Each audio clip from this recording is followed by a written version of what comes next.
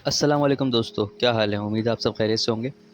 तो आज की इस वीडियो में हम लोग बात करने वाले हैं BTC USD मतलब बिटकॉइन के बारे में। तो जैसा कि आप सब जानते हैं, बिटकॉइन पिछले कुछ दिनों से या कुछ मंथ से कंटिन्यूस डाउनफॉल पे। इसने रिसेंटली 6-8 महीने पहले एक हाई टच किया 68,000 के अराउंड, और उसके बाद से ये कंटिन्यूस डाउनफॉल पे। लोगों की बहुत सारी इन्वेस्टमेंट्स इसमें फंस चुकी है, कितने लोग वॉश हो गए फ्यूचर्स और मार्जिन पे काम करने वाले। तो अब हम इसमें एनालिसिस ये करेंगे कि बिटकॉइन कहाँ तक एक लो बना सकता है और कहाँ से हमें इसके अंदर एक इन्वेस्टमेंट के लिए, लॉन्ग टर्म इन्वेस्टमेंट के लिए एंट्री लेनी चाहिए, जो कि हम किसी क्रिप्टो एक्सचेंजेस पर ही ले सकते हैं। यहाँ MT4 पर सिर्फ ट्रेड करने के लिए होता है। किसी क्रिप्टो एक्सचेंज पर हमें किस एरिया के अंदर बिटकॉइन आए तो हमें वहाँ बाय करके होल्ड करना चाहिए। तो सबसे पहले तो हम इसमें बात करेंगे एलियट वेव की। एलियट वेव के हिसाब से मैं आपको दिखाता हूँ कि बिटकॉइन ने किस तरह एलियट वेव को फॉलो करा और अभी एलियट वेव के कौन सी वेव में इस वक्त बिटकॉइन ट्रेड हो रहा है। तो एलियट वेव के लिए सबसे पहले मैं यहाँ पे आपको एलियट वेव बना के दिखा देता हूँ, ताकि उसके बाद मैं आपको समझाऊँ कि एलियट वेव मैंने ऐसे क्यों बनाई। ये एलियट वेव 2, 3, 4 और ये 5। तो दोस्तों आप ये देखें, मैंने एक एलियट वेव ड्रॉ की है। फिफ्थ वेव आपकी, ये थर्ड वेव, ये फोर्थ वेव। अब मैं आपको समझाता हूँ कि मैंने ऐसा क्यों किया। सबसे पहले एक ट्रेंड लाइन, एक और ट्रेंड लाइन,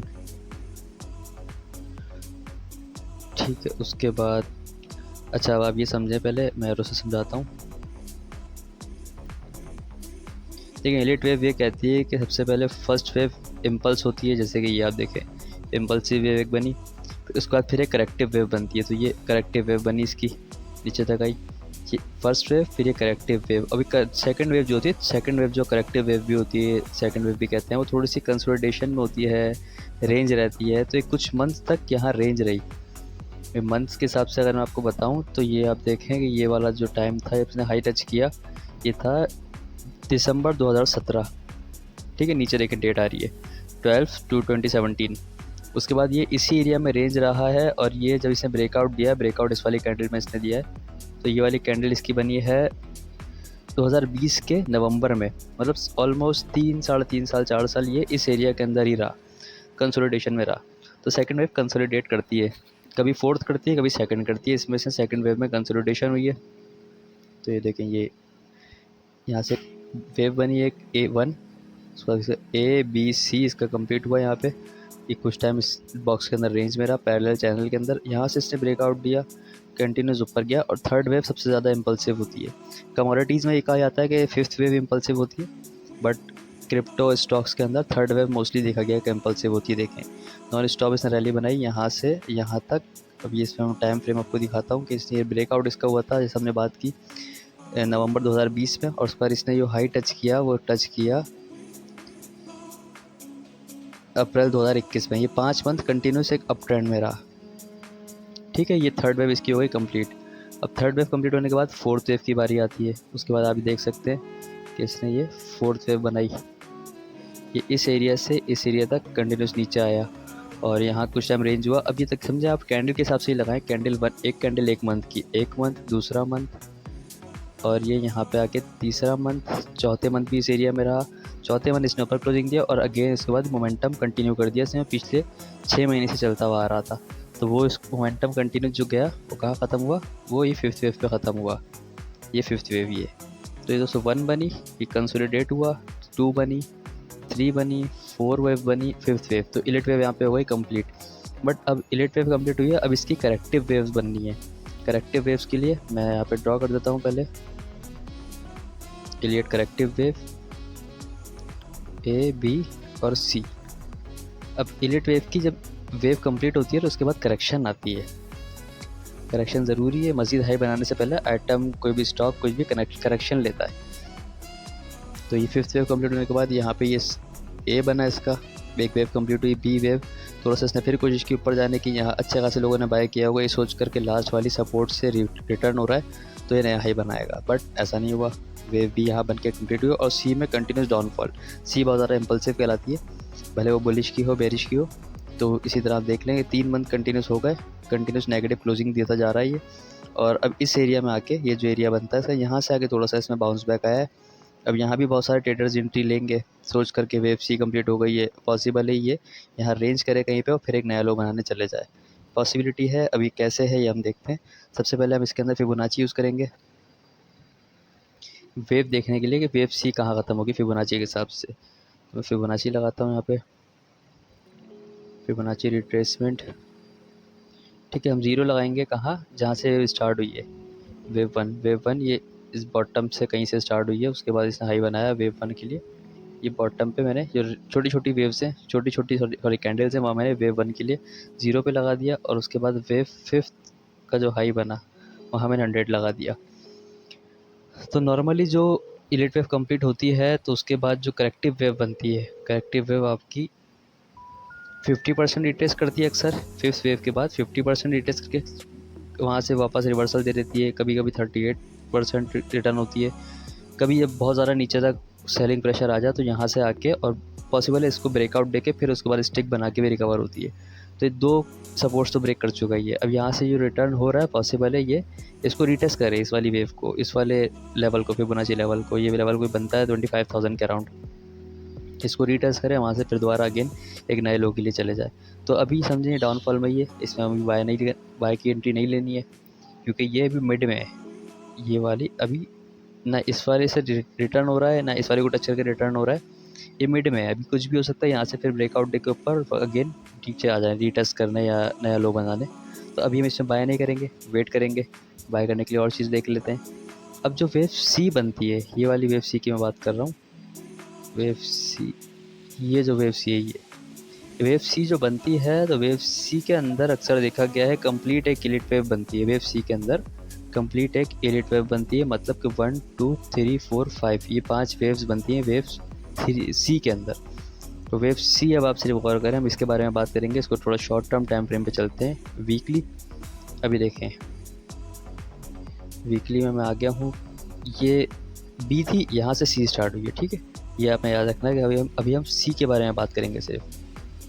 अब सी के अंदर आप देखें और शॉर्ट टर्म पे चलते हैं, डे टाइम फ्रेम पे।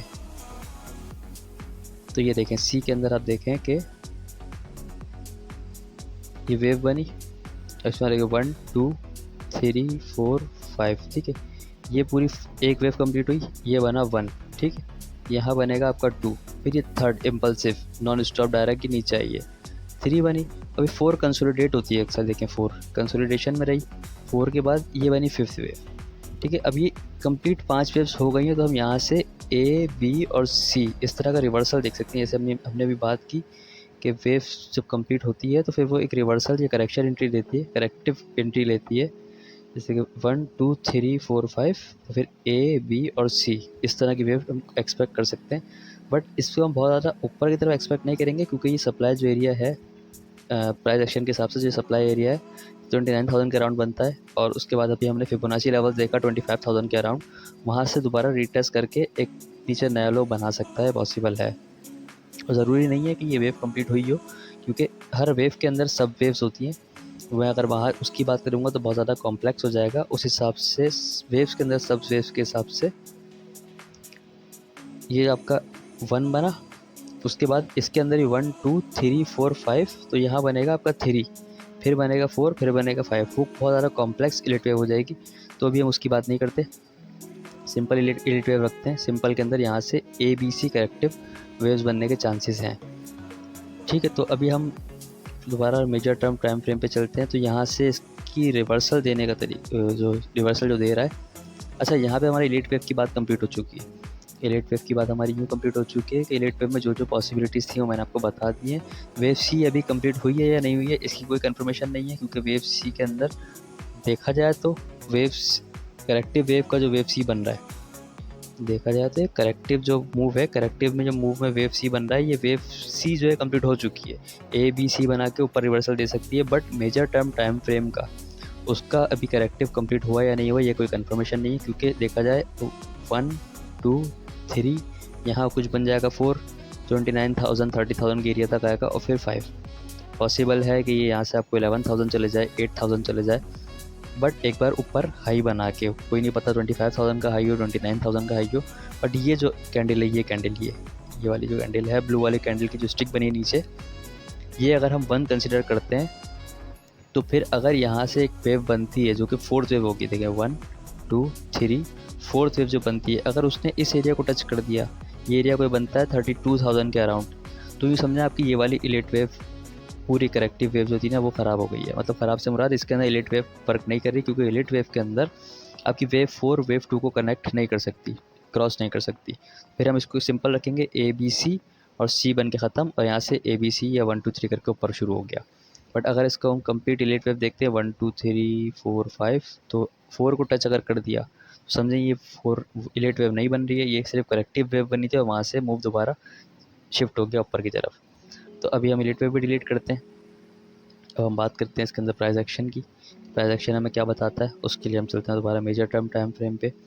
देखिए मेजर टर्म टाइम फ्रेम पे अगर हम देखें इसमें तो सिंपल बिल्कुल आप देखें, सबसे पहले से बनाया डबल टॉप, एक ये एरिया, ठीक है, एक ये एरिया, ये कहलाएगा हमारा डबल टॉप। इसमें मैं थोड़ा सा रेजिस्टेंस के एरिया मार्क कर देता हूँ।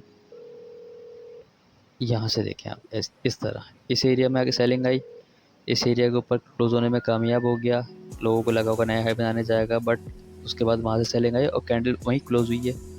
इस एरिया के आसपास दोनों कैंडल सेम क्लोज हुई हैं और उसके बाद कंटिन्यूस डाउनफॉल। तो सबसे पहले हमने क्या देखा, डबल टॉप। फिर हम नीचे क्या देखेंगे, इसमें सपोर्ट कहाँ बनती है इसकी। जैसे कि अभी हम ये अगर अज्यूम करें कि टूटा नहीं है, ऊपर ही ऊपर ट्रेड हो रहा है,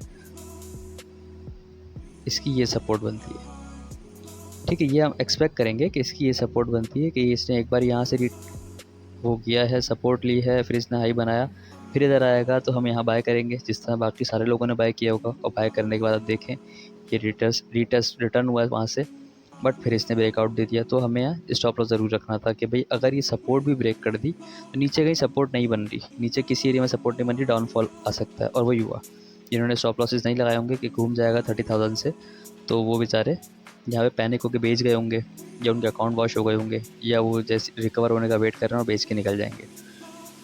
तो ये सपोर्ट एंड रेजिस्टेंस के हिसाब से एरिया इंपॉर्टेंट था। सपोर्ट का तब ब्रेकआउट हो गया, नीचे चला गया। अब उसके बाद नीचे कहाँ तक हम इसको देख सकते हैं, उसके लिए मैं ऊपर वाला ही ले लेता हूँ बॉक्स, ठीक है।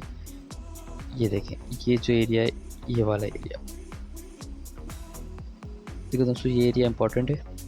ये यहाँ से एक बार सेलिंग आई, रेजिस्टेंस एरिया था, ठीक है, ये रेजिस्टेंस थी, नीचे रहा, फिर इस एरिया के पास आया, फिर सप्लाई आ गई, फिर नीचे रहा, फिर इस एरिया के अंदर आया, और उसके बाद इसने ह्यूज बड़ी बुलिश एंगल्फिंग के साथ ब्रेकआउट दिया और दोबारा उस एरिया में नहीं आया, ठीक है, उस एरिया से निकल गया। तो अब अगेन अगर वो इस एरिया में आता है तो हम इसको एज अ सपोर्ट कंसिडर कर सकते हैं। बट अभी ये यहाँ से जो रिकवर हुआ है, तो उसके लिए शॉर्ट टर्म टाइम फ्रेम पे आप चल के आपको दिखाता हूँ यहाँ से रिकवर क्यों हुआ है। आप ये देखें, एरिया में देखें, ये कंसोलिडेशन कहलाती है। वेव बनने से पहले ये कंसोलिडेट हुआ इस एरिया में, जहाँ से जाहिर बात है जब फर्स्ट टाइम जब ये स्टॉप पर आया था, इस स्टॉप के बाद फर्स्ट टाइम जब स्टॉप पर आया था, लोग यहाँ पे डबल टॉप समझ के सेल कर रहे होंगे, बहुत लोगों ने सेल किया होगा। यहाँ कंसोलिडेट हुआ और यहाँ से ये ऊपर नया हाई बनाता हुआ चला गया, ठीक है। अब अगेन इस एरिया में आया, इस एरिया में आया तो लोग यहाँ से अब इस एरिया में बाय कर रहे होंगे कि यार ये सपोर्ट का एरिया है, यहाँ 2 से 3 बार आ चुका, डबल टॉप बना, फिर इस पर यहाँ रेंज हुआ, अब फिर ये उस एरिया में आया तो यहाँ से बाय करो, बढ़ जाएगा। तो पॉसिबल है बढ़ जाएगा, बिल्कुल कंफर्मेशन तो नहीं कह सकते, लेकिन इसके अंदर पॉसिबिलिटी है बढ़ जाएगा। और किस एरिया तक, ये 30,000 या फिबोनाची के हिसाब से 25,000 के एरिया तक बढ़ सकता है, और पॉसिबल है इस एरिया में रेंज करे, ठीक है, रेंज करता हुआ। और उसके बाद फिर एक नया लो बना है। नया लो हमारा कहाँ निकलता है, नया लो हमारा निकलता है ये एरिया, एक तो जो मैंने आपको थोड़ी देर पहले बताया, सॉरी, ये एरिया 16,000 15,000 का। दूसरा एरिया बनता है ये वाला, ये जो कंसोलिडेट हुआ है, इस एरिया में कंसोलिडेट हुआ है तो 10,000 से 6,000 के दरमियान ये किसी भी जगह तक, क्योंकि जब यहाँ से बिटकॉइन उठेगा तो लोग वापस इसमें कॉन्फिडेंट हो जाएंगे कि भाई अब ये ऊपर नया हाई बनाने जा रहा है, अब ले लो। और उसके बाद फिर जब अगेन वहाँ से गिरेगा तो उसके बाद लोग पैनिक सेलिंग करेंगे इसमें कि यार बेच दो, ये ज़ीरो हो जाएगा, ये सोचकर। जबकि ऐसा नहीं है, जब बिल्कुल सब जो हर दूसरा बंदा कह रहा होगा कि भाई इसमें बेच दो, बिटकॉइन ज़ीरो हो जाएगा, उस टाइम बिटकॉइन यूँ समझें आप 11,000 10,000 या 5,000 के अराउंड कहीं नज़र आ रहा होगा आपको, तो आप ले लीजिएगा। उसके बाद ये बढ़ जाएगा, जब मेजॉरिटी का माइंड सेट हो जाएगा, माइंड बन जाएगा कि ये बिटकॉइन ज़ीरो हो जाएगा, उसके बाद ये बढ़ जाएगा, और जब तक सबका ये माइंड था कि यार ये $1,00,000 हो जाएगा, तो उसके बाद से आप देखें किस तरह इसमें डाउनफॉल आया। तो ट्रेडिंग साइकोलॉजी, जब हर बंदा ले रहा हो उस टाइम वो बेच दो, और जब हर बंदा बेच रहा हो, ब्लड बात हो रही हो, तो उस टाइम आप ले लो। तो इसलिए जब वो 6,000 10,000 का लेवल को जाए तो आप उस टाइम लीजिएगा। अभी भी ले सकते हैं, बट ये है कि अभी स्टॉप लॉस ज़रूरी है, कि अगर ये वापस से डाउनफॉल आता है तो ये नीचे तक गिर सकता है। तो ये एरियाज़ हो गए। फिर मंथली चार्ट पे चलते हैं। ABC। अच्छा, एक चीज़ इसमें मैं और आपको बताऊं कि अगर आप ये देखेंगे बिटकॉइन की हिस्ट्री क्या रही है, हिस्ट्री के हिसाब से देखें, ये बिटकॉइन ने ये जो गेन दिया था ना, यहाँ तक गेन आया था, ये उस गेन के बाद जो टूटा है, ये ऑलमोस्ट ये गेन आया था आपका 18,000 17,000 तक का गेन था। टूट के दोबारा 3,500 पे चला गया था। ये बनता था कोई 84% माइनस, बिटकॉइन 84% तक नीचे टूटा था। ठीक है, और अभी का जो हाई रिसेंट बिटकॉइन का बना है, ये हाई, और इस हाई से यहाँ तक जो गिरा है, अभी ये पूरा 84% नहीं हुआ, ये 79 या 80% के अराउंड ये सब तक अपनी करेक्टिव मूव दी है। और बिटकॉइन की हिस्ट्री देखें तो ये 84% 85% तक गिर चुका है। तो हम एक्सपेक्ट कर सकते हैं यहाँ भी 84-85% तक गिरेगा, और 84% 85% इस हाई के हिसाब से बिटकॉइन का बनता है 11,000। 11,000 हमारा इस सपोर्ट के पास भी एरिया बनता है। ये देखें आप, 10-11,000। तो ये 11,000 की सपोर्ट बहुत इंपॉर्टेंट है। बिटकॉइन की हिस्ट्री भी कहती है कि 84-85% तक गिरता है। तो 84-85% तक आता है 11-12,000 तक, तो ये बहुत अच्छा लेवल है। यहाँ पे आप 50% ले सकते हैं, और मज़ीद उसके बाद नीचे गिरता है तो आप 50% वहाँ लें। और अगर इनकेस ऐसा हो कि एक बुलिश एंगल्फिंग बन जाए बड़ी सी, तो आपने 50% तो नीचे लिया हुआ था, 50% आप ऊपर ले लें, आपकी एवरेज दरमियान की पड़ जाएगी, और आप उसको लॉन्ग टर्म के लिए होल्ड कर लें। दोस्तों, ये थे मेरे बिटकॉइन के एनालिसिस से रिलेटेड। और कोई वीडियोस और कोई चीज़ें पूछनी हो आपको बिटकॉइन से रिलेटेड, तो आप मुझे टेलीग्राम पे पर्सनल मैसेज कर सकते हैं, वो मैंने लिंक आपको वीडियो डिस्क्रिप्शन में दे दूँगा। तो बाकी फिर मिलते हैं अगली वीडियो में। अपना ख्याल रखिएगा। अल्लाह हाफ़िज़।